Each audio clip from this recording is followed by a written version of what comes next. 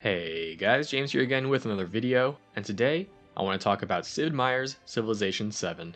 Each new Civ game tries to make substantial changes from previous iterations, and Civ 7 is no exception. While a lot of the game will feel very familiar to veterans of the series, I think they make quite a few interesting changes to make this a fresh new take for the franchise. So, in this video, I'm going to be diving into 7 big changes to mechanics and systems in Civ 7, which changed the game. Of course, I have to say thank you to the fine folks at 2K4Axis for sponsoring this video, and for sending me a copy of the Founders Edition to try out early. Civ 7 is out now, so click on the link in the description to get the game today. Number 1. Separation of Civ and Leader. The first major change you'll notice right off the bat is the separation between civilizations and leaders. In the past, they would always be tied to each other, although in Civ 6, we start to see some leaders who can be played across multiple civs, like Kublai Khan and Eleanor of Aki 10. However, now, you can mix and match them to your heart's content. In game setup, you'll select a leader who will guide your empire through the ages. Then, in each age, you'll be able to change the empire you play as, which I'll expand a bit more on in a bit. I know it can definitely feel a bit weird, especially if you played any previous games, and you might get some seemingly blasphemous combinations like Greek Xerxes or Russian Napoleon, but overall, I think this is a cool change for a couple reasons. First, I think this increases replayability and allows players to develop all kinds of different strategies and synergies. This also grants players flexibility, allowing them to adapt their game to build an empire which stands the test of time. If it matters to you, you can still play as more historically accurate combinations, and the game does make it easy for you to be able to do this. Ultimately though, I think of Civ as a game where you craft an alternate version of history, so a bit of wackiness can make things fun and interesting. The main thing that might take a bit of getting used to is identifying and referring to the other players by their leader now, rather than their Civ. And there can be some confusion when, say, Augustus is in your game, but someone else is playing as Rome. Number 2.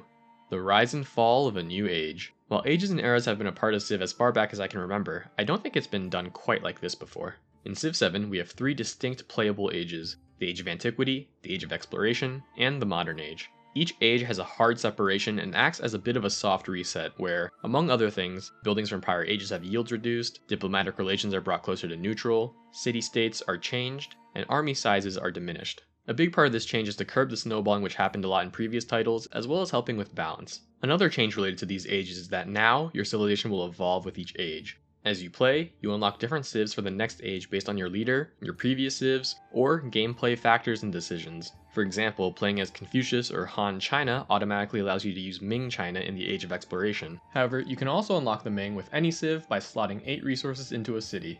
I think this aligns with one of the taglines they've been promoting, around how history is built in layers. No empire or dynasty lasts forever, and so I think that having the civ change over time reflects that well as you create a unique empire and identity. It changes the types of strategies you can engage in, and allows players to adapt their game plan based on how things are playing out. Maybe in your game you find another civ dominating in one victory type, and so you decide to pivot in another age to snatch victory from the jaws of defeat. Also tied to ages are crises. At 70% age completion, a crisis begins. There are different crises like rebellions or plagues which might occur which cause strife in your empire. You're forced to select crisis policies which represent the difficulties and impact the crisis has on your empire, and present you with negative effects which you have to counteract as the age comes to a close. I actually really like crises as they throw a bit of a wrench into your plans, although I think some of them could be made a bit more impactful. From a historical perspective, I think it's a great representation of the idea of the rise and fall of an empire, and how there could be major shifts in the paradigm of the world. I'm really excited to see if we get more crises or maybe even more ages in the future. Number 3. Leaving your legacy. A new mechanic and approach to victories in the game are legacy paths. In each age, there are legacy paths for cultural, economic, scientific, and militaristic playstyles. These paths present you with different quest lines and objectives for you to gain legacy points, and earning these points gives you boosts for the next age. So, for example, in the Age of Antiquity, the cultural legacy path requires you to create wonders, and if you can hit 7 wonders, you'll have a cultural golden age. Then, when going to the next age, you can adopt a legacy that allows you to get additional culture and happiness on your world wonders, among other upgrades. You can select any legacy path to focus on, but there's nothing wrong with dabbling a bit into the other paths as well, as these legacies all help you into the future. So far, I like the system and how it makes you feel like you're racing against the clock to complete your goals. I also think the objectives make each age feel like they have their own unique identity, which is pretty cool. The system works well with the changing civs, as it feels like the new civ is carrying on the legacy of those who came before. In particular, I'm a fan of how some paths feel very natural and will occur when just playing the game, such as getting militaristic points for expanding your empire, and getting economic points for trading and accumulating resources. However, I do have some potential long-term concerns. As far as I'm aware, the legacy path objectives don't change, and so will this result in games feeling samey over time? Will players feel like they're forced to play a certain way, taking away from the sandbox feeling of the game? Obviously, I still need to play a lot more, but I think I'd maybe like to see additional paths or alternate methods of earning legacy points. They also have some leader and civilization specific objectives which help with this, and I would like to see more of those as well. Number 4. The Empire must grow.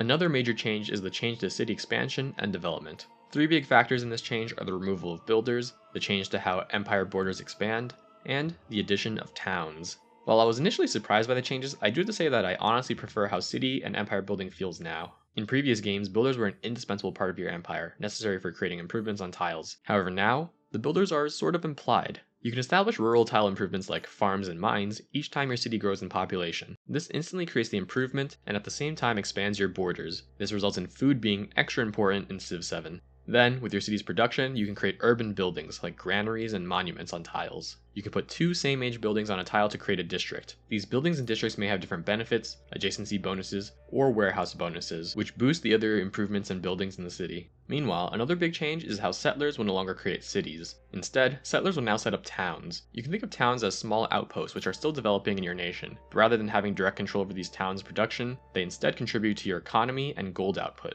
Depending on the type of tiles you have in the town, you can set a town focus, gearing it towards a specific goal, like growth or production. Then, with your gold you can buy buildings, or you can spend gold to convert the town to a city and begin taking full control over it. Overall, I'd say that I quite enjoy these changes, as growth and expansion, while quite fast-paced, still feels very natural. Not only that, I also think the urban sprawl of the cities is quite nice to look at and feels more appropriate for how cities expand and grow outwards.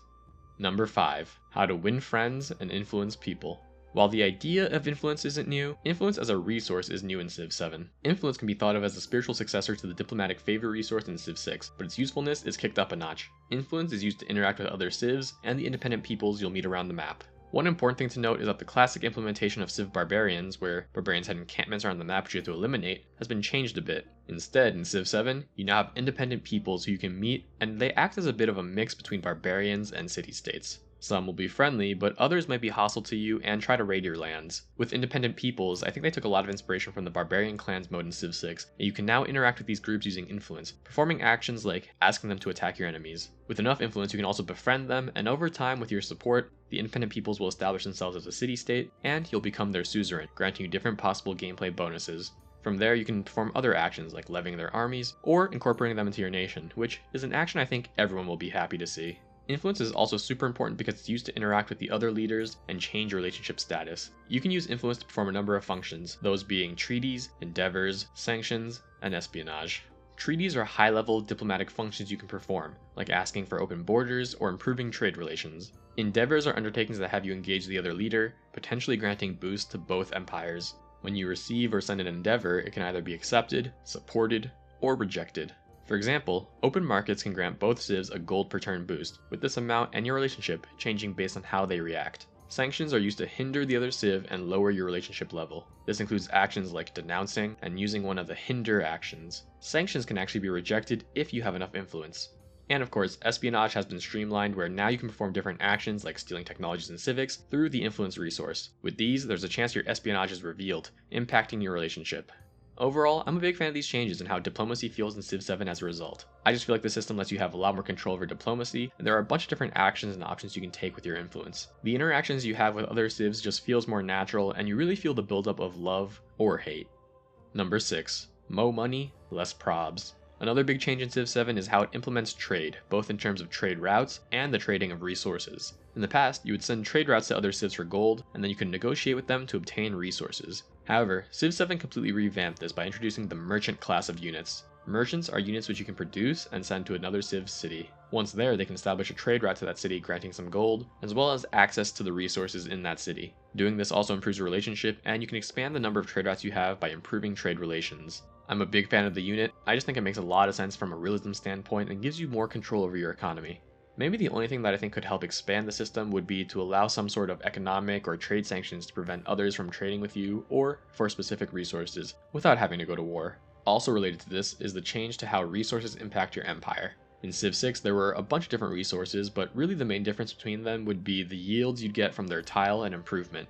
Here in Civ 7 though, while different resources still have different yields, they've changed it a lot and it seems like they took a lot of inspiration from the monopolies and corporations mode. Now there are 4 kinds of resources. Empire resources give you a boost empire-wide. For example, gold decreases how much it costs to purchase buildings with gold, and strategic resources like iron and horses grant units of the corresponding type additional combat strength.